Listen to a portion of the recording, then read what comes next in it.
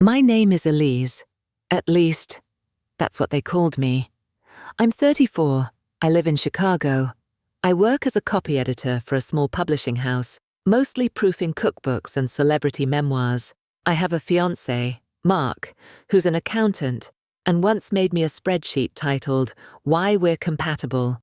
It was kind of sweet, in a beige, practical way. My life looks normal, almost lovely. The kind of life people post about with clean kitchens and white teeth and engagement rings held up beside a glass of champagne. But if you peeled it back, just a little, you'd see what I see. A faint shimmer of something fake, like a sticker trying to cover up a crack in the glass. I don't know where the feeling started. Maybe it was always there, in the way my mum smiled too wide in family photos, or the way my brother Jamie used to flinch when I asked about before we moved. But I did what most girls like me do.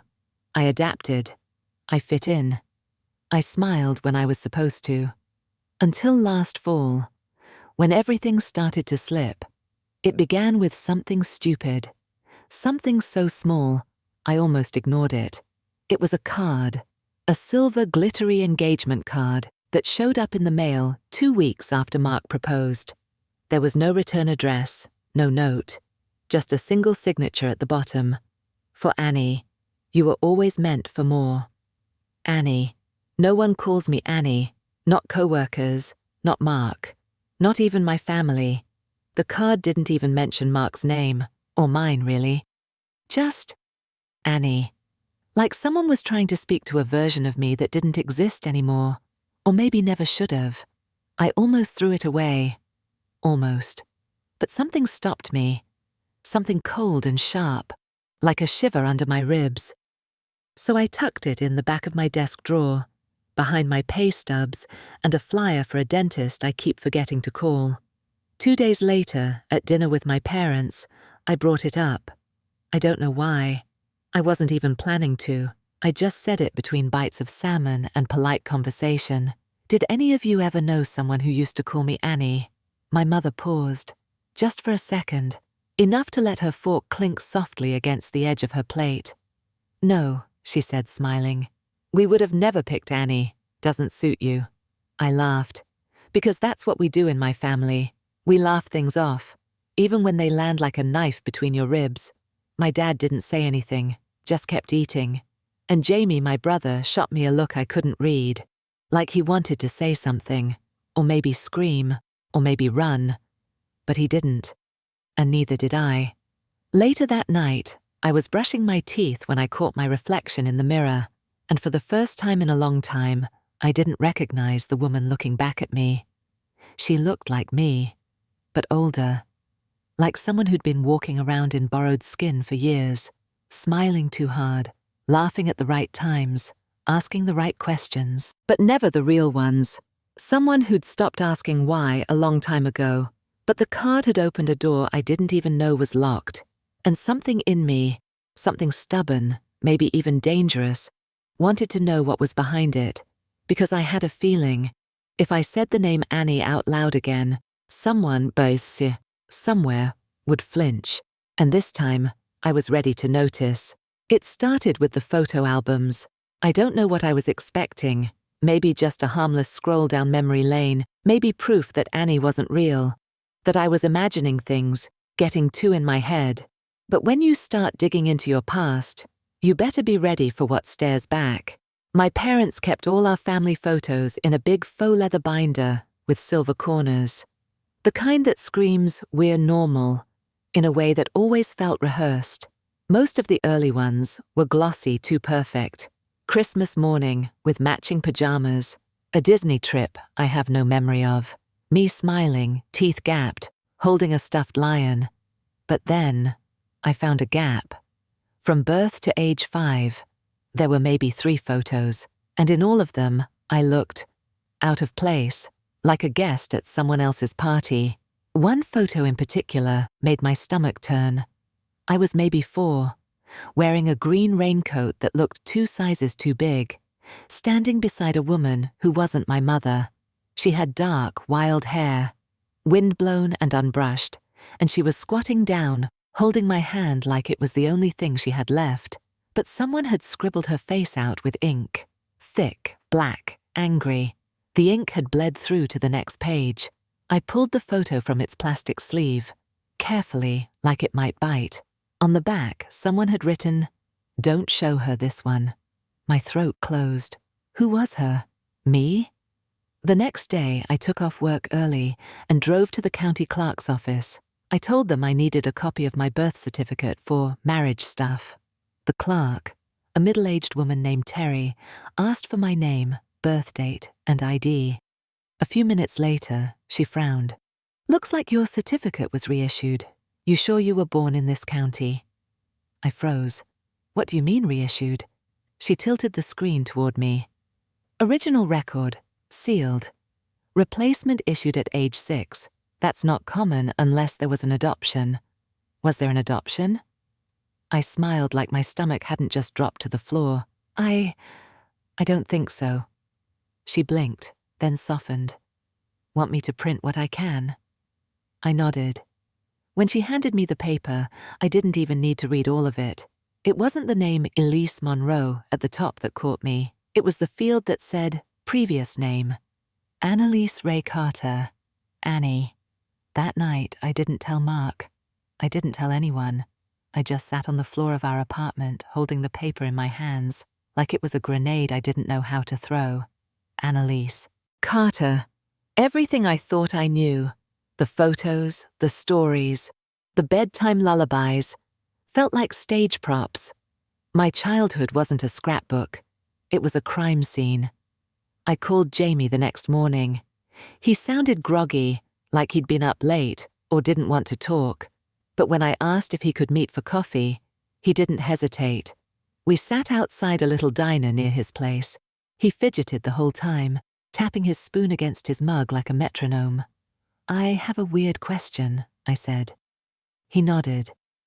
"Okay. Did you ever hear anyone call me Annie?" His hand stilled. "What?" "Annie, or Annalise, or Carter." He blinked. "Where'd you hear that?" I didn't answer. He rubbed his jaw, looked over his shoulder like someone might be watching. Then, softly, "I was 12 when you came to live with us." That sentence made my whole body lock. "Came to live with us?" He nodded again, still not looking at me. "They told me not to say anything, said it would confuse you. You had nightmares. They said your mom wasn't safe." I felt like I couldn't breathe. "My mom?" He swallowed. "She came to the house once, screaming, begging for you." My heart thudded in my ears. "They called the police. After that, she never came back." I walked home in a daze. Not drove. Walked, for miles. My mother, the woman in the photo, hadn't abandoned me. She'd been erased, and everyone had helped cover it up. Back at home, I pulled out the old photo again, the one with the woman's face blacked out. I stared at it for hours. Then I did something I hadn't done in years.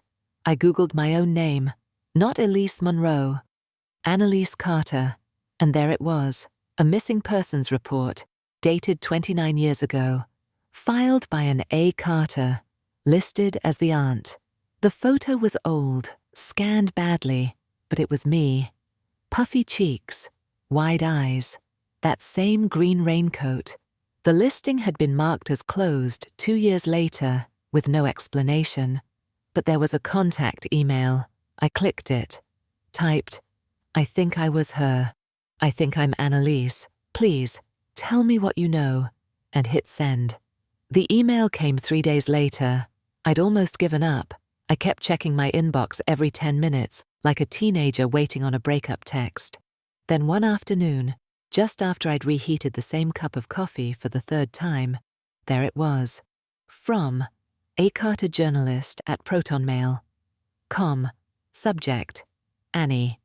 I've been waiting for this email for 28 years. If you really are her, if you really remember anything, I can fill in the rest. But I need you to be sure you're ready, because once you see it, you can't go back. Aunt Meredith, Aunt. That word hit harder than I expected. It made me want to cry, and I didn't even know why. We arranged a call. She wouldn't do Zoom. Too easy to record, she said. Her voice was lower than I expected. Calm, like someone who'd been burned too many times to ever raise it again. Do you remember me? She asked. No, I said. But I remember a song. She was quiet. I used to hum it to you, she whispered. You'd fall asleep on my chest, clutching my shirt. You didn't let go, even when you dreamed. My throat burned. I blinked fast. What happened to her? I asked. Your mother? Yes. They said she was unstable, that she was a danger to you. But that was never true. She had postpartum depression, severe but temporary. She got help. She fought to get you back. But someone with money and power, made her disappear. Meredith said she used to be a local journalist, covered community stories, politics, education. When her sister lost custody of me, suddenly without a hearing, Meredith started digging, found inconsistencies in the court records. A judge who retired the following year, hospital records that vanished. Then, 2 months after she wrote a blog post titled, "Erased, What Happens to the Children We Don't Count," she got fired. No one would touch the story after that. But I never stopped looking for you, she said. Why didn't you try to find me directly? They changed everything. Your name, your school, even your birthday. It was like you were never born. That night, I opened my childhood journal. It was pink, fuzzy, with a broken clasp. I hadn't touched it in years. Most of the early pages were about dogs and cartoons, and which boy in kindergarten I liked. But the last entry, it stopped me cold. She said not to tell, so I didn't. Even when I heard her cry, even when she said my name wrong, even when she tried to give me the bracelet. Bracelet? I ran to my old jewelry box, still tucked in the back of my closet. I hadn't opened it in years. Inside, under a fake pearl necklace and a broken hair clip, I found it. A tiny beaded bracelet, half faded, the elastic stretched thin, white letter beads, chipped, but still readable. ANNIE. The next morning, I called Jamie. I need to ask you something, and I need you to be honest. He was silent on the other end. Did you ever meet my real mom? He sighed. She came once. I was scared of her. I think that was the point. What do you mean? She didn't look crazy, Elise. She looked desperate, like someone who'd been screaming into a void for years. My chest tightened. Dad said she was a threat, that she wanted to take you away, that she might hurt you. And you believed him. He paused. I was 12. He was all I had. Later that night, I couldn't sleep. I kept replaying the memory. That old photo, the one where I was standing with the woman whose face had been scratched out. I finally pulled it from the drawer, turned it over again. This time, I noticed something else. The edge was torn, like it had been cut from a bigger photo. I took it to a print shop the next morning, asked them to digitally restore it, see if they could reveal anything in the missing corner. It took 2 days. When I came back to pick it up, the tech looked nervous. I'm not sure what this is, he said, but you might want to sit down. He pulled up the scan on a monitor. The missing corner revealed part of another figure, a man, and not just any man. My father, the one who raised me, smiling, hand on the woman's shoulder, not in a threatening way, in a familiar way. My real mother wasn't some stranger who wandered in off the street. She knew him, maybe even loved him. And if that was true, then nothing I'd been told was real. My father wasn't just in the photo. He was smiling, hand resting gently on the shoulder of the woman I now knew, felt, was my mother. The same hand that would later hold mine as he taught me to ride a bike. The same hand that signed my permission slips, that shook Mark's the day we got engaged. That same hand had once held her, and not like a stranger. No, like someone who belonged there. I stared at the screen until my eyes blurred. "Can you print this?" I asked the technician. He hesitated. "Are you okay?" I wasn't, but I nodded anyway. I didn't tell anyone about the photo. Not yet. Not Mark. Not Jamie. Not Meredith. It felt like I was carrying a bomb. And the second I let someone else see it, I couldn't take it back. So I sat with it. I stared at it every night before bed, and something inside me started to calcify, because if he knew her, if they had history, then maybe this wasn't just about me. Maybe this was about control, and secrets, and keeping things in the family, no matter the cost. A week later, Meredith sent me a scanned document. No subject line, no explanation. It was a bill from a private psychiatric facility 2 towns over, issued 28 years ago. The patient's name was redacted, but the payer listed? Thomas Monroe, my father. I called Meredith instantly. Did he have her committed? Yes, she said, and he made sure no one asked questions. Why? She exhaled. Because your mother was about to go to court. She had proof he wasn't just a family friend. She was going to expose the entire lie. But he got there first. I stared at the ceiling. She told me once, Meredith added, that she'd never get you back. Not because she wasn't strong enough, but because the story they wrote for her was more believable than the truth. I didn't cry that night. I didn't scream. I just walked into the living room and stared at Mark while he watched football, drinking a light beer and scrolling on his phone. He looked up. What? Did you know my birth name was Annalise? He blinked. No. Should I have? I tilted my head. Did your dad ever work with mine, on legal stuff? Yeah, I think so. Back in the day. Estate law, right? Why? I smiled. Too wide, too fake. No reason. That night, while he slept, I unlocked his phone and searched his texts. I know. I shouldn't have. But I had to. There it was. A message from his dad, dated 2 weeks ago. Tell her to leave it alone. Some graves are meant to stay closed. You don't want this to come back on us. I didn't sleep after that.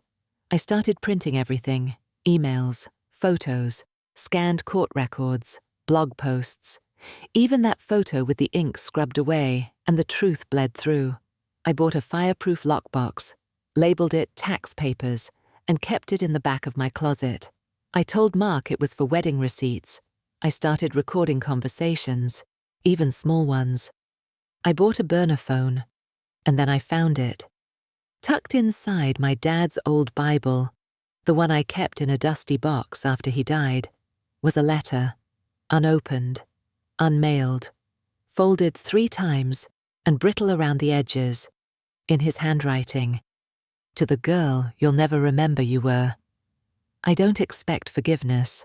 I expect truth to come for me, sooner or later. We stole something. We told ourselves it was to protect you, but protection shouldn't come with silence and shame. Your mother was not the villain. We just didn't know how to let her be seen. I didn't erase you to save you. I erased you to save us. If you're reading this, then I guess you found your name. And now you'll have to decide what to do with it. I'm sorry I wasn't braver. I sat there for an hour, the letter trembling in my hands, because for the first time, I realized this wasn't just about what they'd taken. It was about what I was going to do now that I remembered. The strange part, once you know who you are, really are, the world doesn't suddenly change. The mail still comes, the dishes still pile up, the phone still rings, but you stop playing the part. You start watching, listening, planning. I told Mark I needed space to work on the wedding. I booked a week at a cheap Airbnb in Michigan, near the water. He didn't argue. I packed light. Just a laptop, the documents, the bracelet, and the letter. The essentials, the artifacts of the girl they tried to erase. For 5 days straight, I wrote. Not a blog post, not a journal, a timeline. I traced everything. The court hearing no one could find, the sealed medical file, the campaign contribution my father made the same year the adoption went through, the corporate documents listing his firm as a silent partner in the mental health facility, the obituary of the judge who signed the custody transfer, and the tiny overlooked detail that he died in a car accident only months after telling a colleague he was going to clear his conscience. Everything was there, not a smoking gun, but enough smoke to choke the whole damn room. On the 6th day, I emailed Meredith, "I'm going to tell the truth, but I need someone to help me do it right." She replied within 10 minutes, "I've been waiting 28 years for you to say that. Let's burn the whole script." We published the story under a pseudonym, not mine, hers. Annalise Ray Carter, A Life Buried in Paperwork. It ran as a long-form feature on a site Meredith used to work for. The editor still owed her a favor. We used screenshots, documents, the family photo, with the digital restoration, and the letter. Not the whole thing. Just the line, "I didn't erase you to save you, I erased you to save us." It went viral in 2 days. People thought it was fiction. At first, Reddit lit up. "This feels like a movie. Is this real?" And then the second wave hit. A woman emailed me. She said she used to work at the same facility where my mother was sent. She remembered a woman named Naomi, who cried for a daughter named Annalise. She remembered the way Naomi used to carve a name into the wall near her bed. Over and over. When I asked what happened to her, the woman went quiet. I think they transferred her, or sedated her long term. I don't know. One day she was there, then she wasn't. My hands were shaking when I told Meredith. She said, "We'll find her, or we'll find where they put her." I went back to my parents' house. Jamie met me on the porch. His eyes looked older, like the weight of our shared lie had finally sunk in. "I read the story," he said. "Did you believe it?" He didn't answer, but he stepped aside and let me in. My mother, the one who raised me, wasn't home. She was in Florida, visiting her sister, which gave me time. I walked through each room like it was a museum, built to honor a life I'd never truly lived. And then I found it. Tucked inside an old jewelry box in her bedroom drawer, a second bracelet, identical to mine, only newer, untouched, with one difference. The letter beads spelled Naomi. I sat on the edge of her bed and shook, because that meant she hadn't just taken me. She'd taken my mother too, erased her name, her memory, her place, like Naomi was just another inconvenient character in a story she wanted to rewrite. I didn't destroy the house. I didn't scream, or throw things, or post her face online like people begged me to. I just walked out and left the bracelet on her pillow. The last thing I did before disappearing for a while was publish one final post. No pseudonym, no hiding. It was a letter. To the girl they called Elise. To the woman named Annalise. To anyone who's ever been renamed, rewritten, or told they were too young to remember. You were never the problem. You were never broken. They just needed you to forget who you were, so they wouldn't have to face what they did. But we remember now, and remembering is the first kind of justice. I haven't heard from Mark since. He texted once, just a period, that's all. Maybe that was his way of saying, "I saw it." Maybe that was all he had left to say. I'm still not sure where Naomi is. Meredith thinks we're close. She found a lead in another facility. A Jane Doe admitted the same year, same height, same scars. We're waiting on DNA confirmation. But even if we never find her, even if she's gone, she knows now. Somewhere, deep down, in that quiet part of the soul they couldn't sedate, she knows I remember. My name is Annalise Ray Carter. I was buried under someone else's story for almost 30 years, but they forgot something. Even a renamed girl still has teeth, still has fire, still knows how to come home. You gave me a new name, but not a new past. And now, neither of us gets to forget. You can only scream into the void for so long before the void screams back, and this time I screamed with teeth. 3 weeks after the story went viral, I went off-grid, deleted my socials, rerouted my email through an encrypted proxy, moved out of the apartment I shared with Mark, and left the ring on the bathroom sink, right on top of a screenshot of the text from his father. "Tell her to leave it alone. Some graves are meant to stay closed." I didn't leave a note, just 3 words, written in red Sharpie. "I'm digging." Meredith and I met upstate. She had access to a cottage from an old journalism grant. No internet, no neighbors, just a burner phone, a wall of corkboards, and a printer that sounded like it was powered by spite. We started with the basics. Who filed the original adoption paperwork? Answer: my father's college roommate, who conveniently became a probate attorney, who signed off on the psych hold for Naomi. A doctor who lost his license for misdiagnosing bipolar disorder in over 30 women, all with rich ex-husbands. And the biggest question of all, where was Naomi now? It came down to a DNA match. The Jane Doe in the long-term care facility, the one admitted without ID, heavily sedated, listed as non-verbal, had a scar on her left wrist. I had one too, a jagged little crescent from when I slipped on wet tile at age 4, or so they said. Only now I realized that tile wasn't white. It was pale pink, like a hospital floor. I sent in the swab, waited 14 days. Meredith and I barely slept. She would walk the perimeter of the property every morning, checking for cars, watching the tree line. I kept my bracelet on at all times, like armor, like a name tag I finally believed in. Then the results came, 99.94% maternal match. She was alive.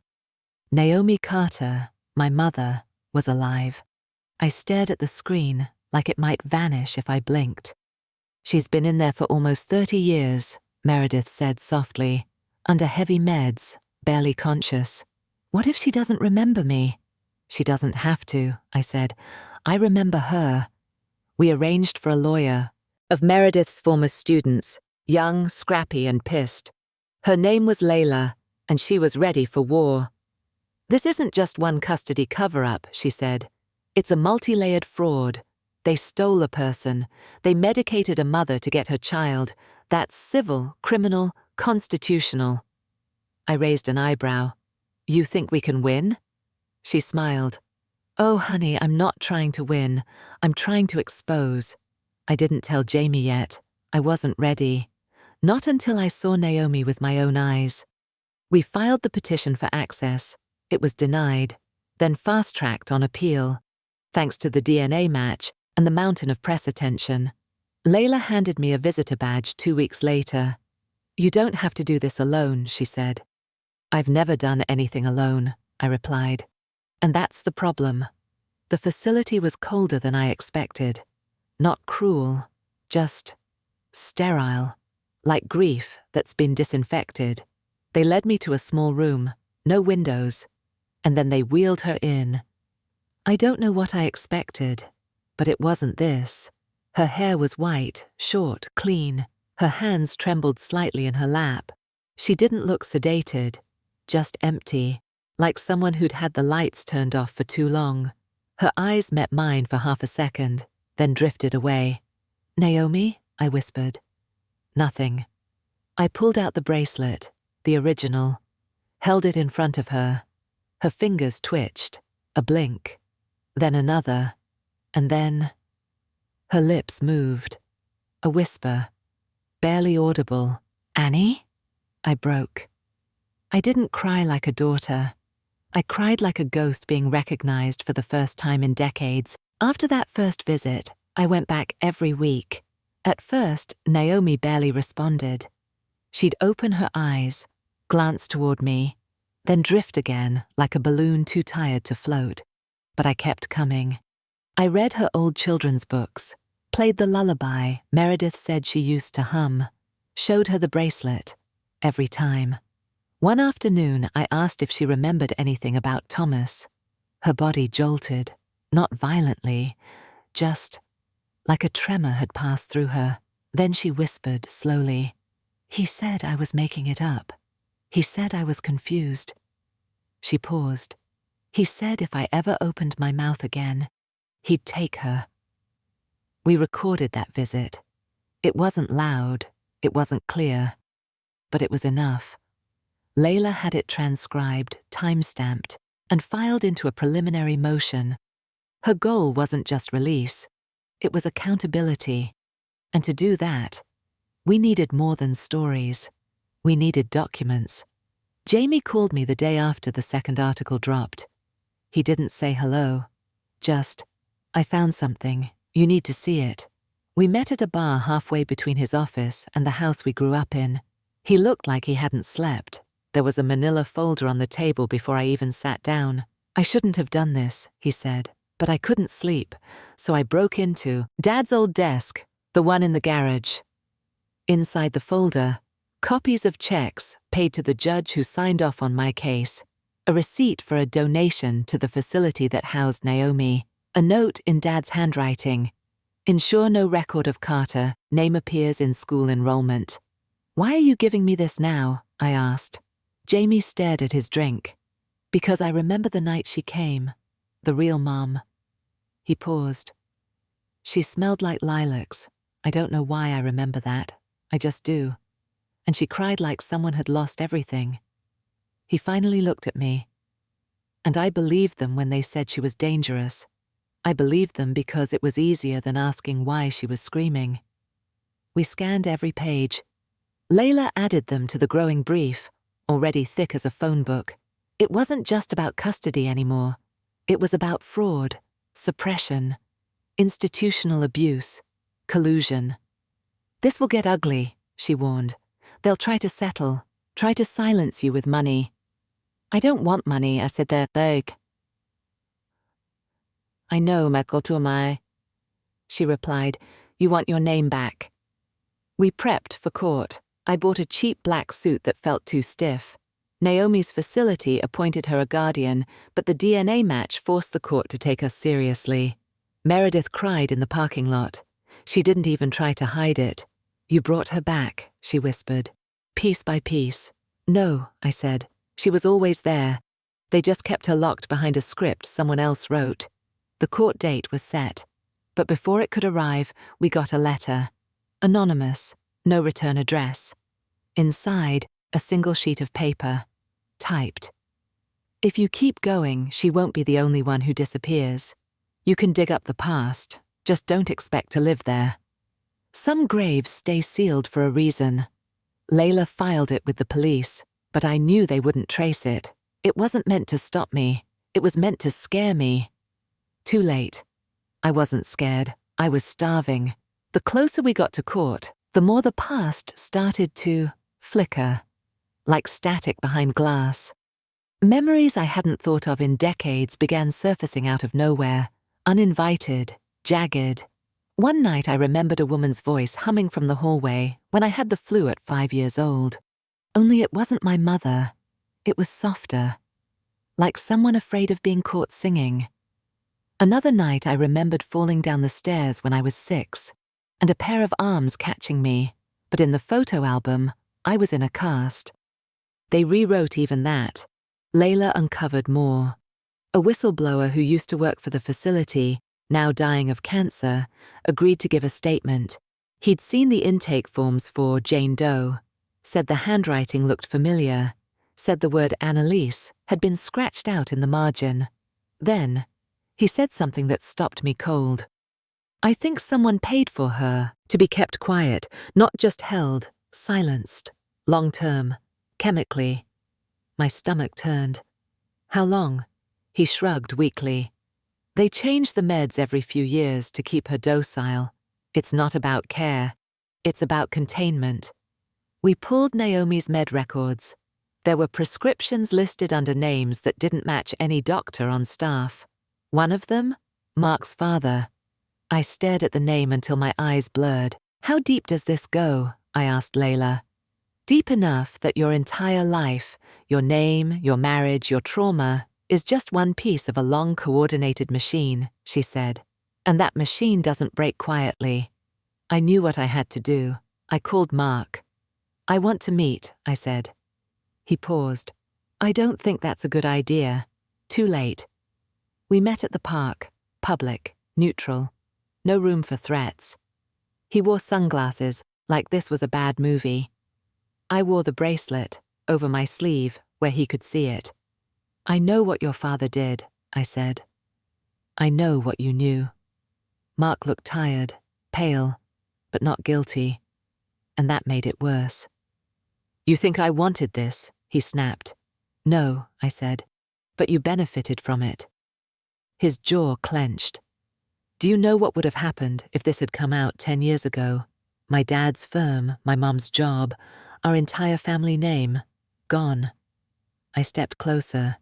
You mean my name? He didn't apologize. He just looked hollow. They told me she was unstable, that if she ever came back into your life, she'd take you down with her. Who's they? He didn't answer. He didn't have to. I went home, and I burned the last love letter he'd ever written me.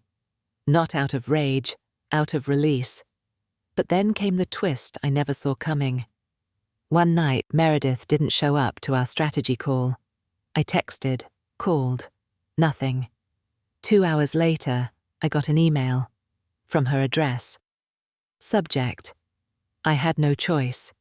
You were never supposed to find the bracelet. I didn't lie, not really. I just gave you what you needed to believe.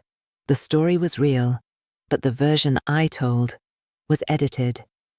They gave me a choice 28 years ago. Help them bury it, or lose you too. I was supposed to keep you quiet. I didn't expect you to dig so deep. Forgive me, or don't. But know this, Naomi isn't the only thing they buried. Attached to the email was an audio file. Her voice, shaking, crying. They said it would ruin your life to know, but it ruined mine to lie. I sat there, frozen, because Meredith, the only person I'd trusted, had been part of it all along. Not the mastermind, but a willing accomplice. Courtrooms are colder than I expected, not just in temperature, in tone. They aren't built for emotion. They're built for order. Evidence, silence, but I didn't come for silence. I came to end it. The day of the hearing, Naomi was wheeled in wearing a soft grey sweater. She blinked slowly, but when her eyes found mine, she gave the faintest nod. Layla whispered, "That's the strongest statement she could make." They tried to delay the proceedings. They said Naomi's mental state made her an unreliable witness. They said my emotional attachment compromised my judgment. They tried to file motions, question the DNA, dispute the timeline. But they couldn't unwrite what was written. Layla began with the story. Not mine, Naomi's. A woman institutionalized under questionable orders. A missing daughter. A legal adoption filed under sealed records, with no court transcripts ever located. A string of donations, payments, and ghost signatures, all leading back to Thomas Monroe. Then she submitted the documents, the payment trail, the forged medical orders, the whistleblower testimony, the court judge's mysterious car accident, the photo, digitally restored, showing Naomi and Thomas together, the letter he never sent, then the audio, the whisper from Naomi, trembling but clear. He said if I ever opened my mouth again, he'd take her. The courtroom didn't erupt. It just paused. Even the judge sat back. Sometimes truth doesn't explode. It seeps. It bleeds into the cracks until no one can pretend the floor is solid. Mark's father's firm issued a statement within 24 hours. Cold, clinical, disavowing individual actors. But the damage was done. 3 former staffers at the facility came forward. The judge's family opened a private investigation. The State Bar Association launched a formal ethics inquiry. The machine that buried me was starting to rot, The court granted full legal recognition of Naomi Carter as my biological mother. My amended birth certificate was restored. My name made real again. But I didn't cry in court. I just exhaled, like I'd been holding my breath since age 4. When we wheeled Naomi outside into the sun, for the first time in years, she turned her face upward. She smiled, just slightly, but it was hers. Then I turned to Meredith. She was waiting on the sidewalk. No press, no glasses, just a woman who'd watched too many years of her life sink under guilt. "You lied to me," I said. She nodded. "And I'll never trust you again." Her voice cracked. "I didn't expect you to. But I will say this," I added. "You were right about one thing." She looked up. "You can't bury truth forever. It always finds its way back." That night I posted my final update. Not an exposé, not a takedown, just a photo of Naomi and me, sitting on a park bench, her hand on mine. Caption: "We were never lost, just waiting to be found." People think justice feels like fireworks. Applause, cheers, that rush of vindication. But it doesn't. It feels like waking up in your own bed and recognizing the ceiling. It feels like a name, no longer whispered, but spoken, clearly, proudly, legally. I didn't stay in town long after the hearing. Too many eyes, too many heroes trying to rewrite their roles in the story. Jamie tried to explain, tried to say he was a kid, that he didn't understand. But I wasn't angry anymore. I'd bled out the rage. All that remained was a numb sort of clarity. "I don't need you to explain, Tanai," I said. "I just need you to stop calling me Elise." Naomi was moved to a private care home, not a facility. A house, with windows, music, a garden, the kind of place where people speak your name without lowering their voice. Some days she remembers who I am. Some days she calls me the kind girl with the bracelet. Both are true. Meredith moved away. No forwarding address. Just a note slipped under my door. "I didn't deserve your forgiveness, but I hope you use your freedom to find joy, not just justice." She was wrong. I wanted both.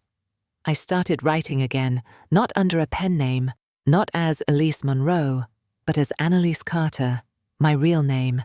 The name they buried, the name I clawed back, syllable by syllable, record by record, lie by lie. 6 months after the trial, I received a certified letter from a private investigator I didn't hire. Inside, a report titled "Original Sealed Record, Annalise R. Carter." The folder contained photos, legal memos, and one final piece, a second birth certificate, filed the day I was born. Name of mother, Naomi Carter. Name of father, unknown. And in red ink, barely legible, attempted override by Thomas Monroe, denied. File sealed by judicial override following override reversal. C. Judge R. Whitmore. That name, Judge Whitmore, the one who died in the car crash. It wasn't an accident, not after what I know now. I closed the file, and I smiled, not out of joy, but power, because this wasn't just about me anymore. It was about every girl who'd been renamed to fit someone else's story, every woman who'd been gaslit into forgetting her own reflection, every mother erased to make room for another woman's illusion of motherhood. I booked a cabin by the lake. Just me, Naomi, a nurse named Terry who plays jazz on her Bluetooth speaker, and I started something new, not a memoir, not a court case, a guide. For women who want to burn their scripts and write their names back into the page. They gave me a new name, but I gave it back. Now, I write in ink they can't erase.